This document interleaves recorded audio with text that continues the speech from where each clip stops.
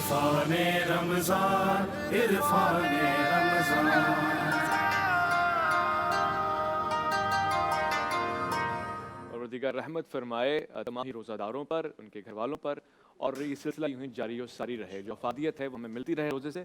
بات ملک کی آئی تو یہاں پہ ہم نے یہ بات بھی دیکھی کہ شاید رمضان میں ہر شے کے درجات بڑھ جاتے ہیں، ڈالرز کے درجات بھی بڑھ رہے ہیں، بہت سے لوگ اس درجات کو اپنے پاس سیو کر رہے ہیں. تو علامہ کمیل مہدی صاحب، وہ حضرات جو ڈالرز کا ذخیرہ کر رہے ہیں، اس کو مد نظر رکھتے ہوئے کہ ملک کو نقصان پہنچا ہے اور ان کی نیت اور توقع یہ ہے کہ جس وقت فائدہ ہوگا ہم اس وقت اس کو سامنے لے آئیں گے، کیا رائے ہے؟ صحیح. دیکھیں اس پر جو ہماری رائے ہے، یہ یقیناً کام تو نامناسب ہے، ٹھیک ہے، لیکن میں مثال دیتا ہوں آپ کو. فرض کیجیے کہ ایک شخص دوسرے کو تھپڑ مارتا ہے اور ایک اور شخص ہے جو دوسرے کو قتل کر دیتا ہے. میں تھپڑ مارنے والے کی تو بہت مذمت کرتا رہوں اور قتل کرنے والے پہ خاموش رہوں، تو پھر میں انصاف نہیں کر رہا. صحیح. جس کے پاس $200 ہیں، $500، $1000، $5000، اس پہ تو ہم یہ کہہ رہے ہیں کہ بھائی تم یہ کام کیوں کر رہے ہو. اور یہ جو خود گورنمنٹ $6 بلین کا قرض لے کر آئی ہے IMF سے، اور اس نے جو ایک بوجھ ڈال دیا ہے پوری ملکی معیشت پر، اس کے بارے میں تو ہم اس پہ کوئی فتویٰ نہیں آتا. جب شرح سود اتنی بڑھ رہی ہے اس پہ تو کوئی فتویٰ نہیں آتا. جناب علی، آج 70 سال کی تاریخ میں ڈالر جو ہے نا 100 تک پہنچا تھا اور 9 مہینے میں جو ہے نا 150 تک پہنچ گیا. اس پہ تو کوئی سوال نہیں ہوتا. یہ بات کی گئی تھی کہ خودکشی کر لیں گے لیکن وہاں نہیں جائیں گے IMF کے پاس، اس پہ تو کوئی پوچھنے والا نہیں ہے. تو ملکی جو معاملات اور ریاستی معاملات ہوتے ہیں وہ اس لیول پہ ہوتے ہیں کہ وہاں سے اس کا ٹرکل ڈاؤن ایفیکٹ ہوتا ہے. میں نے خود ماسٹرز اکنامکس پڑھا ہوا ہے کراچی یونیورسٹی سے.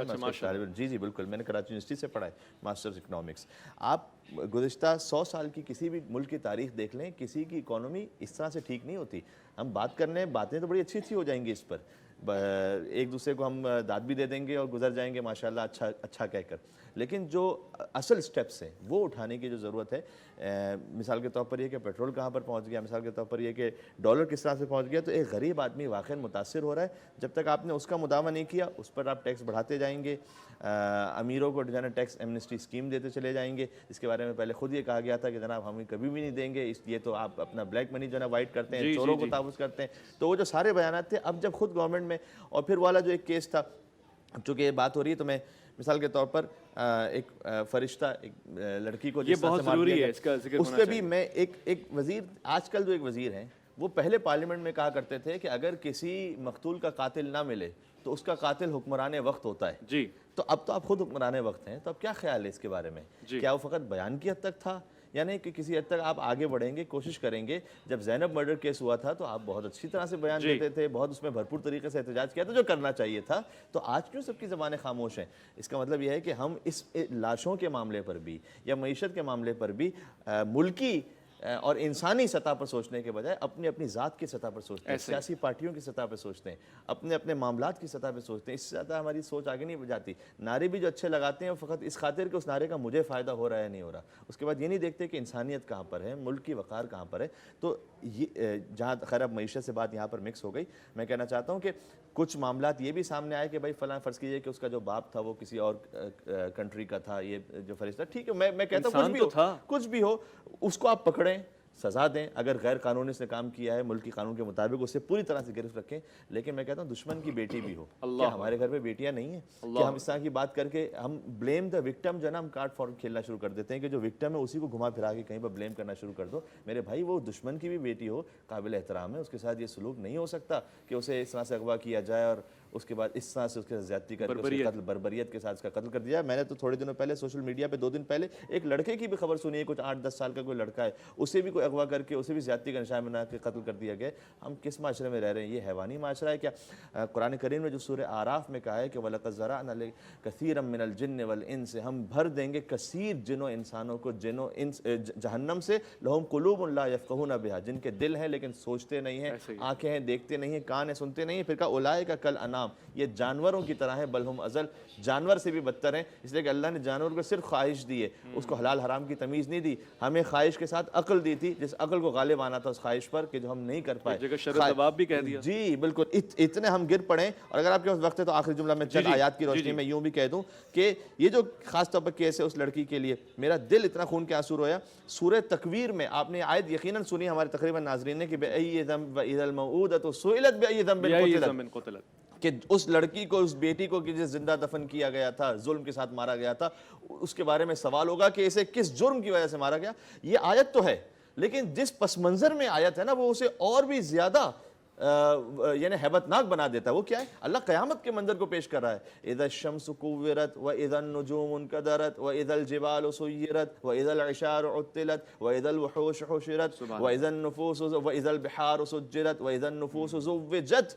پھر فرمایا کہ وَإِذَا الْمَوْءُودَةُ سُئِلَتْ بِأَيِّ ذَنبٍ قُتِلَتْ. یعنی کیا کہ جب سورج لپیٹ دیا جائے گا, جب ستاروں کی روشنی ختم ہو جائے گی, جب پہاڑ فضاؤں میں اڑ رہے ہوں گے, جب سمندروں میں آگ لگی ہوئی ہوگی, جب وحشی جانوروں کو جمع کر دیا جائے گا, جب روحوں کو جسموں کے ساتھ ملا دیا جائے گا, تب ہم اس بیٹی کے بارے میں سوال کریں گے. یعنی اللہ نے اس اتنا بڑا جرم ہے کہ زمین و آسمان و سورج و پہاڑوں اور سمندروں کو گواہ بنا کر اللہ نے کہا ہے کہ ہم اس ایک بیٹی کو بھی جس کو مظلوم مارا گیا ہے, ہم قیامت کے دن اس کے بارے میں سوال کریں گے اسے کس جرم میں مارا گیا تھا. وہ اپنے آپ کو کیسا مسلمان, کیا انسان کہلائے جانے کے لائق ہے جو یہ کام کر رہے ہیں. رمضان المبارک میں تھوڑی سی شرم کریں, تھوڑی سی حیا کریں. اور ہمارے ہاں مجھے حسن نثار صاحب کا جملہ بڑا اچھا لگتا ہے کہ ہمارے ہاں مسئلہ فقط اقتصادیات کا نہیں ہے بلکہ اخلاقیات کا بھی ہے. بالکل آپ نے وجہ فرمایا. اور خون ہے, خون ناحق کا ہمیشہ سے حساب لیا جائے گا. خون تو پھر خون ہے, گرتا ہے تو جم جاتا ہے.